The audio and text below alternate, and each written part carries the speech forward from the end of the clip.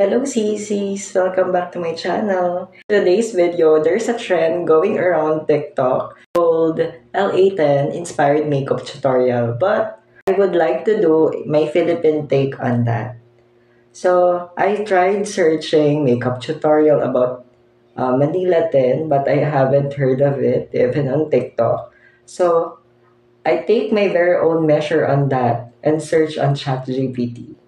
At nung sinearch ko siya, I was delighted. I see my most favorite beauty vlogger of all time simula pa nung nag-start ako manood ng YouTube. And that is Ate Michelle D.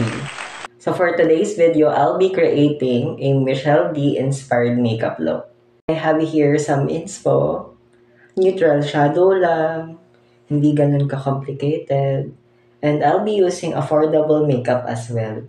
So if you want to know how I recreate this Michelle D inspired makeup look, please keep on watching.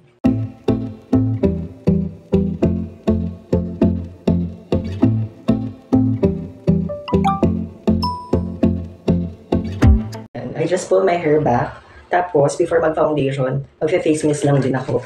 No, I'm using this Star Flash Quick Sand Rose Makeup Spray by Asla. Yan. Gagamitin ko lang siya ang facial mist before mag-foundation. Yan. Tapos, tuyuin ko lang siya. For foundation naman, ang gagamitin ko is Big Flash Foundation in the shade 05.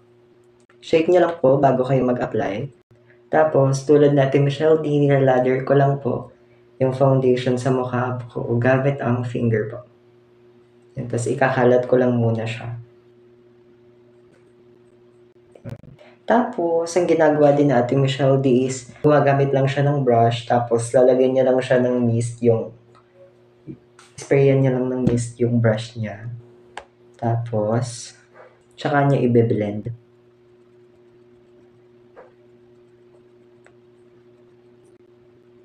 I've been watching Michelle D since before. I can say that I'm a certified angel. Ayun nga pala din, hindi ako naglagay ng lens today since sa Ate Michelle D naman, hindi naman siya ganun talaga nagamit ng contact lens. Yun, avid angel talaga ako since before. Siya talaga yung simula una na pinapanood ko na beauty vlogger. Nasubaybayan ko pa yung pinaka-favorite ko dating series niya before, which is yung Mayaya. Tapos for concealer, hindi siya ma-bright under eyes eh. Ang placement lang ni Ate Michelle D is ito.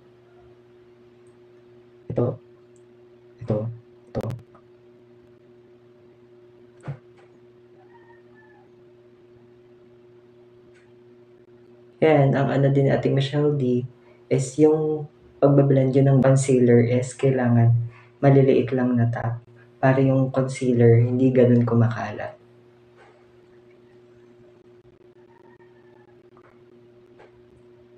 After natin ma-blend yung concealer, magki-cream contour naman tayo. I'm going to use this DC Cosmetics na cream contour in the shade Chestnut. Maglalagay lang tayo dito sa side ng mukha natin.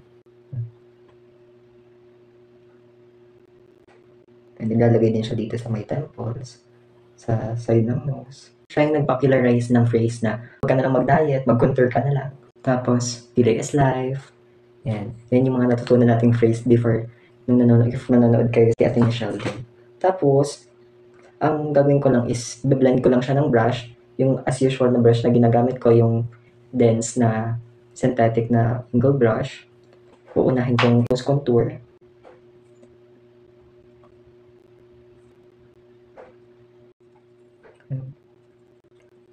Piniblend ko lang dito sa sa cheekbones, sa forehead. Doon sa forehead talaga kailangan tayong mag-contour kasi para tayong may naiya terminal 1, 2, 3 dito sa noo natin. What I really like about her is kasi siya ganun ka-intimidating.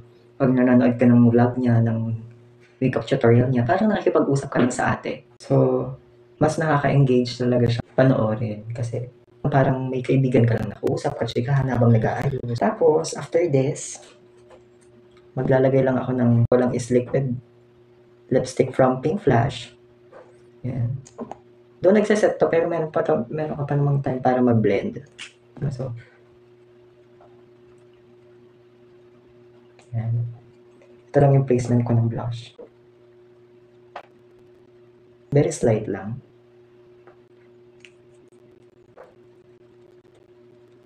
Ang ginagawa ni Ate Michelle D is nagsaset siya ng loose powder and sa under eyes. I'm going to use this Lamelia na loose.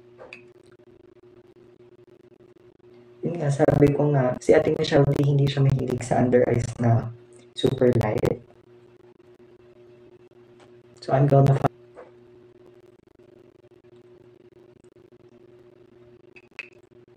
for the other parts of my face, maglalagay lang ako ng face powder.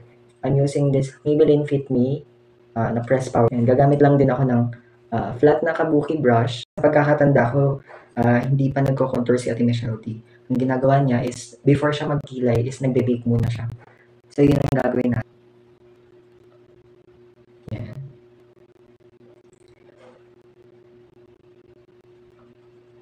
Lalo ko siya talagang pinanoon, nalaman ko na she is also from Ilocos.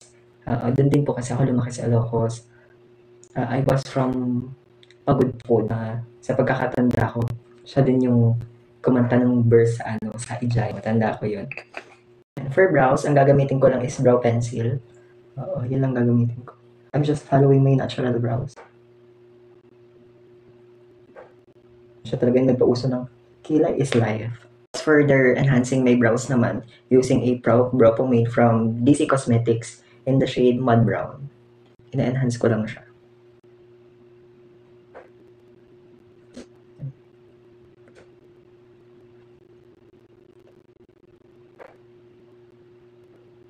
She is also an advocate for body positivity. And I love her mga bikini photos on IG. Naglalagay ako ng mga hair strokes. Kasi hindi talaga mawawala sa routine ko.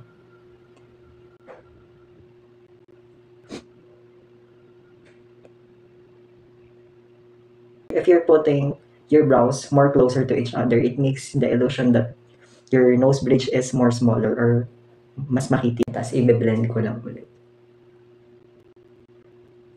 I'm going to put naman mascara.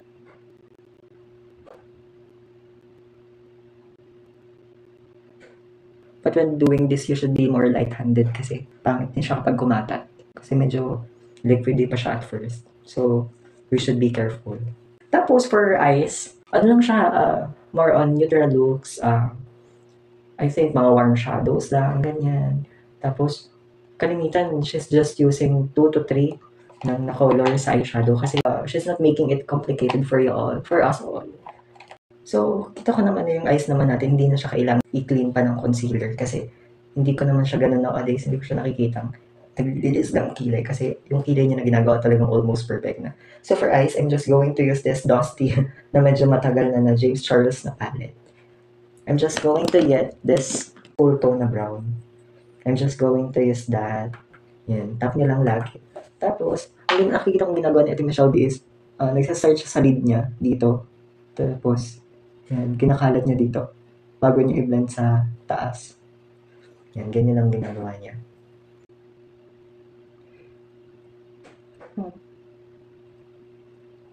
I'm just gonna get this denser na brush. Same shade lang. Pakita ko na lang sa screen yung ginagamit ko na shade. Big lang, very light lang. Hindi, super light wash of color lang ginagawa. Just a bronzy eye. Yan. Hindi siya ganun ka-define si Ate Michelle D gumawa ng eyeshadow eh. Your hand naman dito sa dulo na part para mas maganda yung blending natin. Tapos, for eyes, again, I'm just going to use a more darker na shade. Tapos, same placement lang din. To darken it a little bit. Nandito lang din. Siguro sa ano.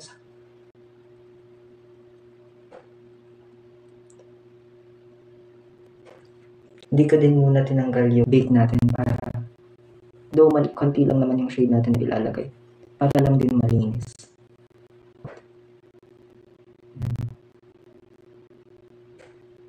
Tapos, for darker shade, i-pick up ko lang siya ng finger ko. Ganun yung nakikita ko na malimit ginagawa natin masyado.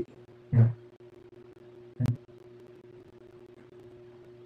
Nilalagay niyo lang siya sa dulo ng mata. Para siguro mas precise yung placement. Tapos, saka ko siya i-blend ng same na brush.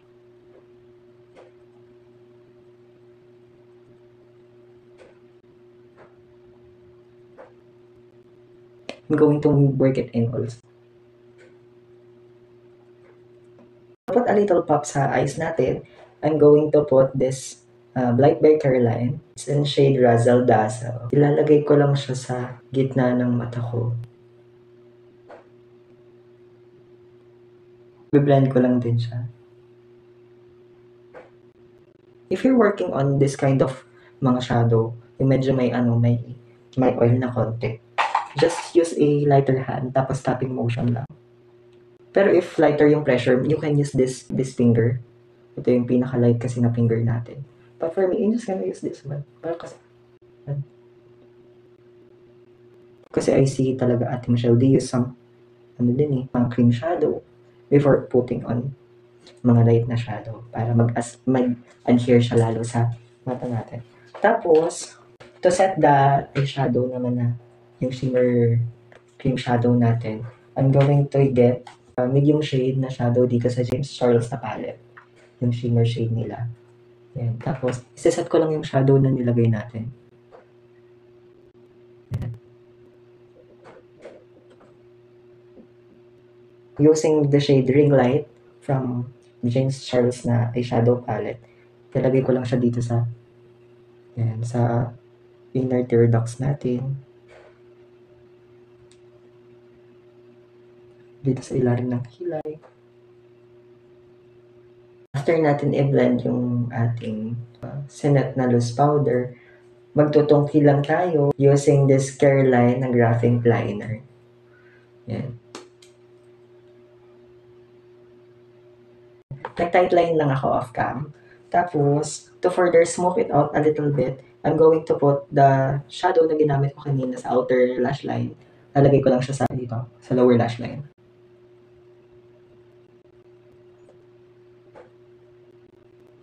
Ate Michelle D kasi is the perfect definition of Filipina. So, if ever naman kailangan natin ng mga makeup tutorial for Filipina, she's the perfect example talaga.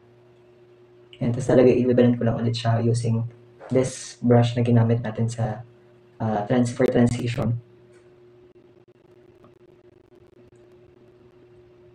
And habang inintay kong maging kaki yung lashes ko, magmamascara lang ako. Yan. Curl ko lang muna yung lashes ko. Tapos, magmamascara lang ako using the ZZ Mascara. The All Day Waterproof Lengthening Mascara. Lagay lang ako sa light coat lang sa taas. Kasi lalagay tayo ng lashes.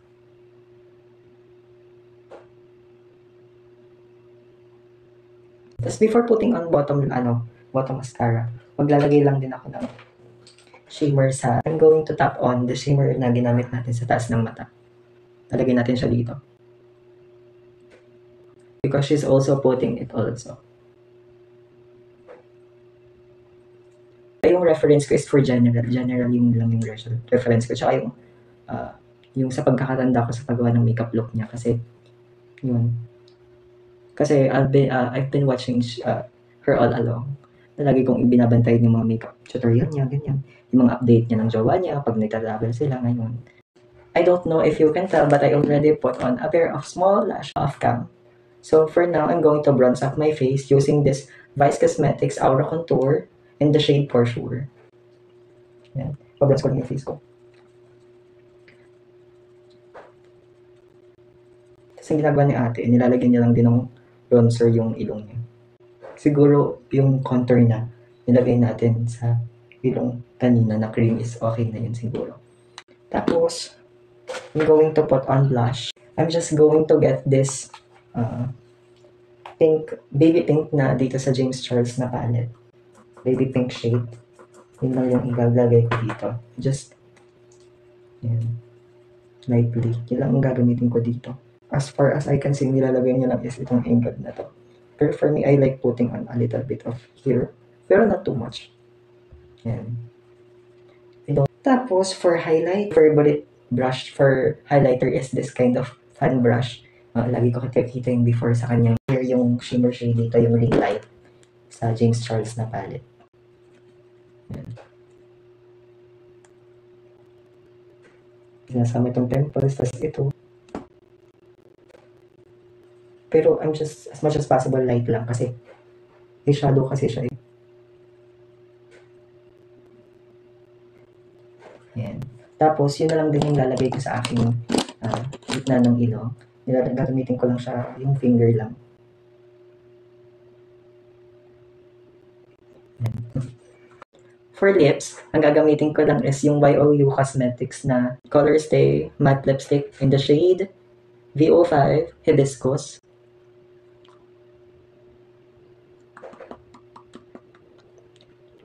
Ito-tone down ko lang siya using this Curline na Blight by Curline in the shade Pudding. Laline ko lang ng konti yung labi ko using this eye and lip liner, yung ginamit ko sa kilay kanina.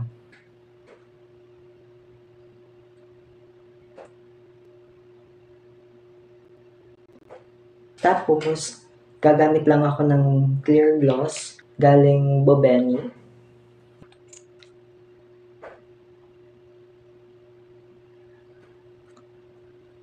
Before pala, I'm going to put this highlighter. Yan, dito lang sa mga collarbone ko. Yan, lalagay ako dito. Yan, dito sa braso. Pa-finalize ko lang yung look and I'll be back. This sounds expensive, wizard.